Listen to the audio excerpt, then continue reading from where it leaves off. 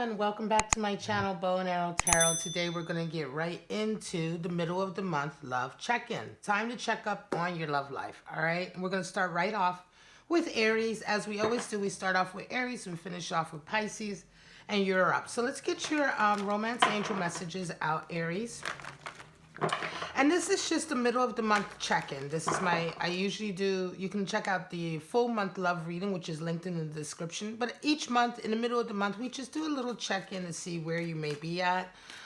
This reading may resonate with the full month reading, or it may not. It may be for a different scenario or different areas, and that's fine too. Just take what applies to you and disregard the rest. All right, guys? We are well and truly coming up to the middle of December, this beautiful month. So let's get right into it.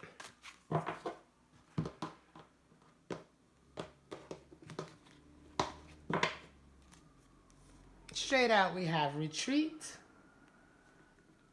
And we're going to pull one more. And unrequited love. All right, so somebody's dealing with some conflicting emotions, right? Some conflicting feelings. Let's get right into your spread. We're going to see what that all means for you. Momentarily. We're going to pull out a simplified Celtic spread for you. And this is going to be just to see where you're going to be at this middle month with your love life, Aries. And of course, just take what applies to you and disregard the rest. You know, you can follow me on Instagram now. I'm also on Facebook. So if you want to link over there, you'll know whenever I upload, I link over to those accounts so you can find out when I'm uploading. All right, guys. So Aries, we want to know what's up with Aries middle of December love life check-in. See what's going on, what kind of energies they're dealing with this middle month. Show me. And I've already done a 2020 love outlook and general outlook for you, Aries, and those videos are also linked. All right. Straight out, we have at the center, 6 of Pentacles. Oof, 8 of Swords. All right, there we go. 5 of Swords, 6 of Cups, Page of Cups, and 7 of Cups. All right, bottom of the deck, we have 9 of Swords. All right, my lovely Aries. So let's just see what this is all about, right? This is the middle of month love check-in. We're talking about retreat and unrequited love. Let's just take a look at the bottom card here. We have 9 of Swords. Nines are all kind of solitary cards, but 9 of Swords, we're talking about here sleepless nights. You know, Aries, waking up at night, you know, you're kind of alone with your thoughts. You're kind of plagued with some kind of either regret or a feeling of remorse in some kind of way. This is really a card of regret and guilt.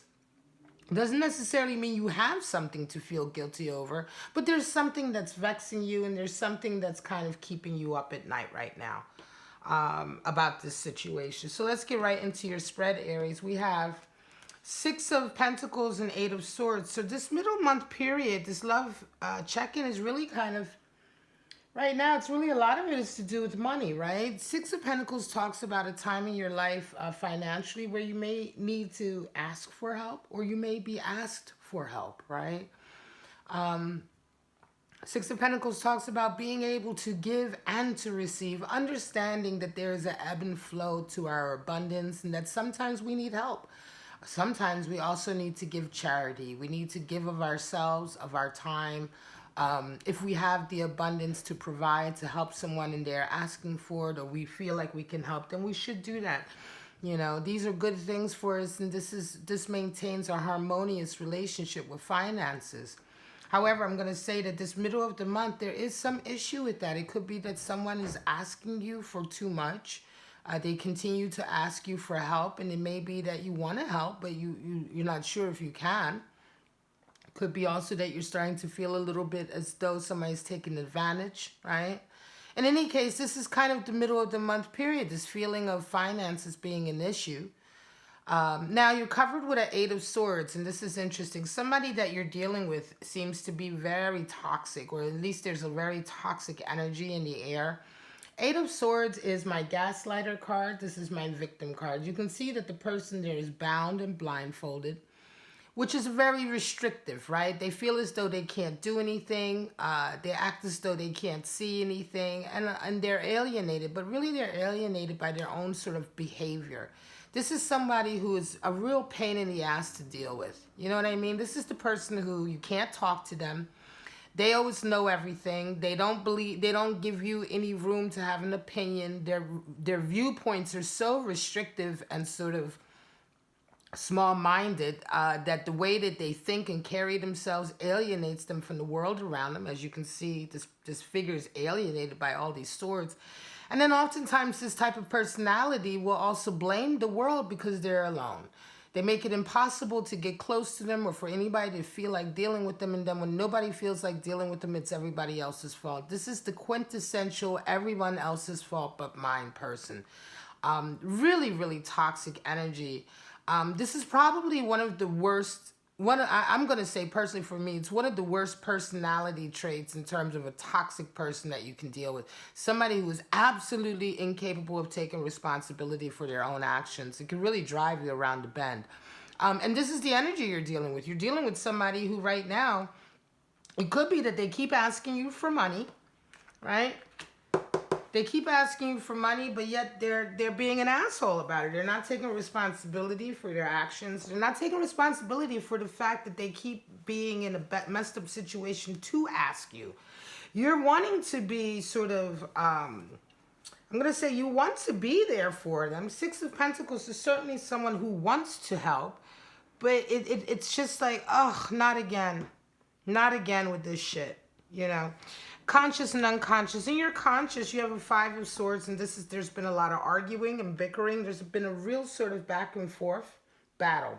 Five is the number for power struggle, and here we see someone who will resort to anything, Aries, to win. You know, this character in the green there, he's very underhanded. He or she. Now remember, folks, my readings are not gender specific or sexual orientation specific, okay? We're talking about masculine and feminine energies, that's it.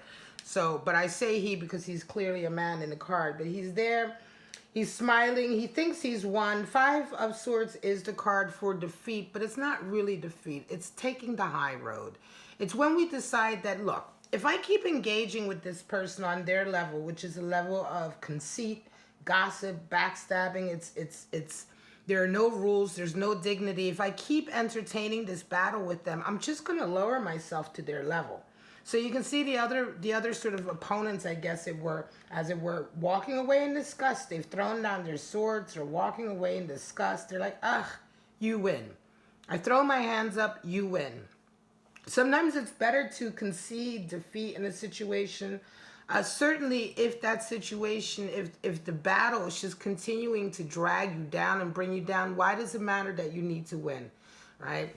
Allow this person to have their hollow victory and you take the high road. And this is really what you're focusing on right now. You're thinking about this very much. It could be certainly that some of you are arguing with someone right now, somebody who's resonating with this Eight of Swords energy, this toxic energy. You're arguing perhaps about money. In the back of your mind is Six of Cups, so this could very well be a union with somebody you've known for quite some time that you have a lot of love for. And I think that perhaps you guys were friends or you had a really good relationship at one point. And that's staying with you in the back of your mind. Things were harmonious. This is another Six of Pentacles. But now everything's gotten a bit sour. Everything's gone a bit sort of wrong, right? Gone a bit wrong, and a lot of it has to do with this issue to do with money. Now, we have a Page of Cups and a Seven of Cups. This is the energy that you're coming into the middle of the month with, and the energy that you're going to kind of be leaving this middle of the month time with, really. You come into it with the Page of Cups, which is a feeling of wanting something new. You know, you want something new. You want either new air in this relationship, or it could very well be that you're dreaming of a new relationship altogether. I'm going to say for some of you, Aries, you're over this. You're over this connection. The only thing that's keeping you tied is the fact that there's a history there. Six of Cups definitely talks about a history that you've built upon, but you're done. You come into this month absolutely feeling like you just want to have somebody else. You just want to enjoy being with somebody else. You want to feel this young, fresh love again. Page of Cups is, you know, is young love. It's overcoming those little sort of fears that we have and just going for it, letting somebody know you like them, flirting with them. It's like this innocence that you want to have back that somehow has gotten lost here. It's gone. Could be that, of course, this relationship may have had it at some point, but you're done with it. And the Nine of Swords, I believe, is really this idea that I think for some of you, you feel a little bit responsible for this individual. You feel bad for this individual. There was love there. I think you're having some sleepless nights right now because you want to leave. But you're not really quite sure how to tell them. I think some of you feel as though, like I said, you feel as though you have a responsibility to them, to help them out, right? But their toxicity, their inability to take responsibility for their problems has just become too much. And then with this sort of battle here that is very sort of, it's gotten ugly at times, Aries, this battle, right? It's gotten ugly, and it's like you're sick of battling.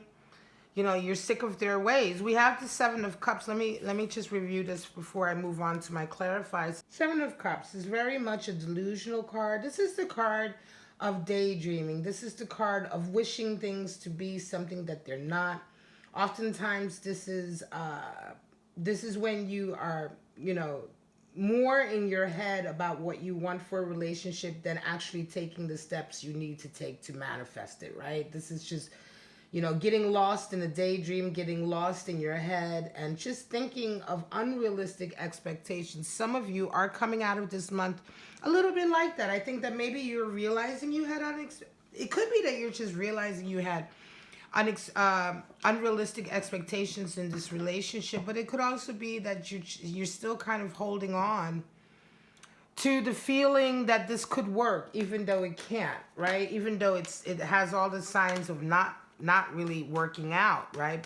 Unless this person is able to deal with their toxicity and their problems. But Seven of Cups is certainly kind of like it can be good. It's two sides of one coin. We all need to daydream, right? We all need to dream about what we want so that we have something to sort of work towards. But with Seven of Cups, if you get lost in that dream, if you're too much in your head and too much wishing for things to be better but not making the real efforts towards making them better, it can be a very dangerous card, right? And this is why we call this the card of delusion, right? And illusion. But more delusion than anything. Let's go ahead and pull out your clarifiers from the Thoth deck for my lovely Aries. And then we're going to call this reading a wrap.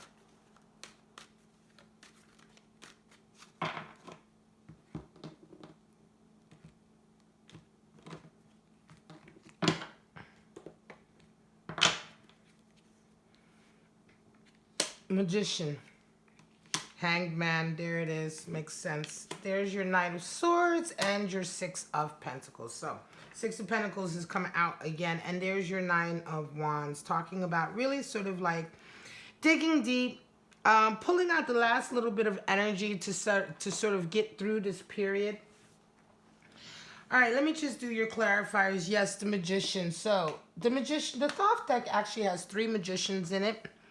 It has 2 extra cards, which are 2 forms of the Magician. Here we have the Magician in absolute balance, right? And so it's interesting, 5 of Swords with the Magician coming out over it.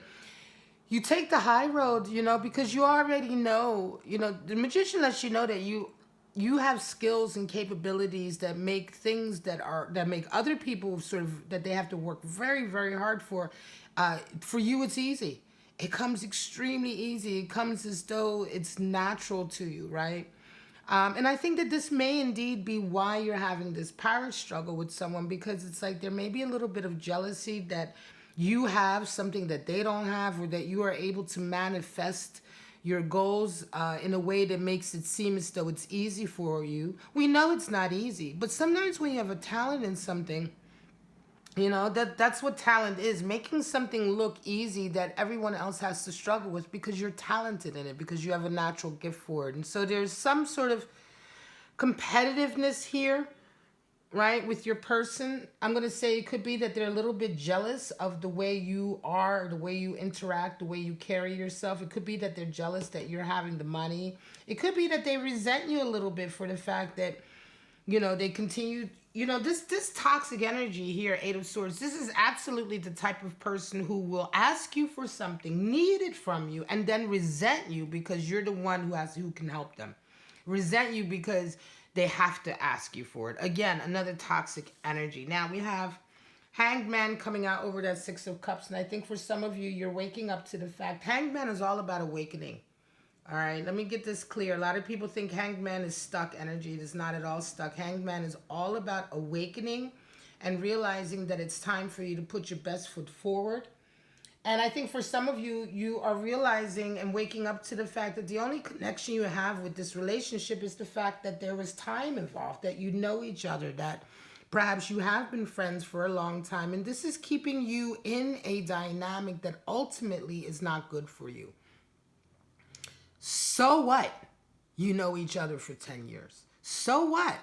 We know a lot of people in the course of an 80-year, let's face it, if we can live to be 80 years, we're lucky, right? In 80 years, are you honestly going to say to yourself that you wasted so many years on somebody because that was the first one you knew, or because you knew them so long, or because you couldn't let go? We know we come across so many different people in our lives, so many different dynamics and relationships with people, that holding on to something simply because you have some history there when everything else in the situation is unhappy, is just really kind of short-sighted. You might as well only live to be 30 then. Why bother with the other 50 years? You know what I mean? If you're not going to enjoy this world, if you're not going to enjoy, if you're not going to understand that sometimes you have to leave something to get something new and something exciting into your life, then why bother with 80 years of life? You know what I mean?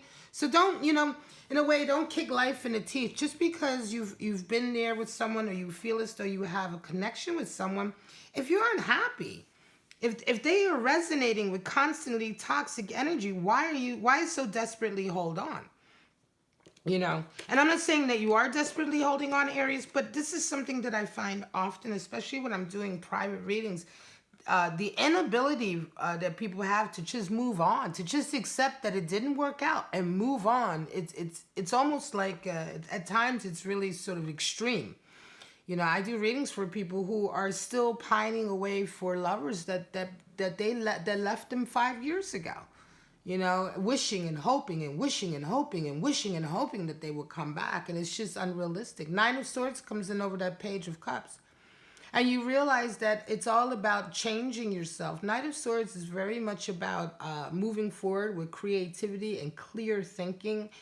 It can talk about also having a clearer idea of yourself, your own sense of ego, being much more clear about what it is you want, who you are, right? And going after it with mind, body, and soul, with all your heart, right? And so I think in a lot of ways you're waking up to what needs to happen. You're waking up to some things about yourself and how you see yourself. And I think there's going to be a lot more clear thought coming into you about, why you're ready to leave, why you're ready perhaps to have a new love in your life, right?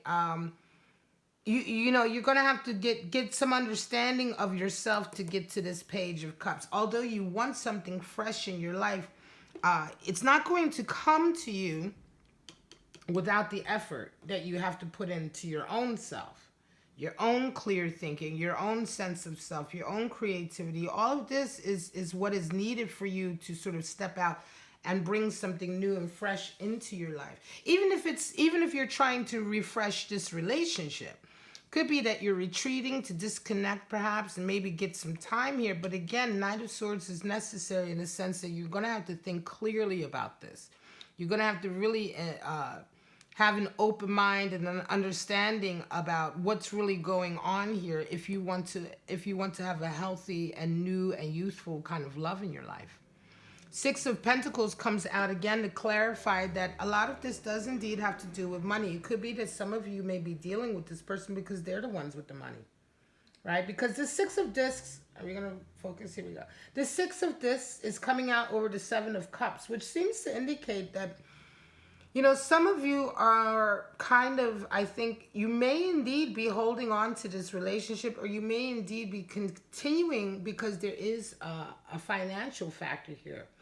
You know, whereas I said that it could be you with the money, it could also be them with the money, and that you may be having an unrealistic expectation that the money and the success that they have is what's going to make this relationship work, despite the fact that it's not working. You know, it could very well be that you know, some of you Aries, you may be thinking, well, you know, this will, as long as the money comes in, as long as the money is there, you know, I can handle a little bit of toxicity. I can handle them being a little bit of asshole. But I'm going to tell you now that this will eventually become very oppressive. We have another 9 of Swords, and we have 9 of Wands. 9 of Wands talks about that time in our life where we begin to understand that we are carrying a heavy burden. Eventually, we'll get to the 10 of Wands where it becomes so oppressive that you have to lay it down. No amount of money in the world is going to make this situation better. Okay, whether it's you trying to give them money and make it better, or whether it's you depending on, you know, thinking that they're the ones who are going to bring the cash in and everything's going to be rosy after that. The only reason I say that, Aries, is because of this 7 of Cups, this daydream of a fairy tale relationship, but then you're covered with this 6 of Pentacles, which is the success and the finance coming in. Don't confuse with success and finance coming in with a solution. This is not going to fix this. Right? And if there's no love here, if this love is unrequited, this money that comes in, there's no amount of money that's going to make it better. You're already having some sleepless nights with 9 of Swords, because I think in the back of your mind, you already know that this isn't going to work out for you. You're already so unhappy, but yet you're holding on. And if you're resonating with this 6 of Discs here, you are holding on, perhaps because right now it's comfortable, or perhaps right now you just can't leave.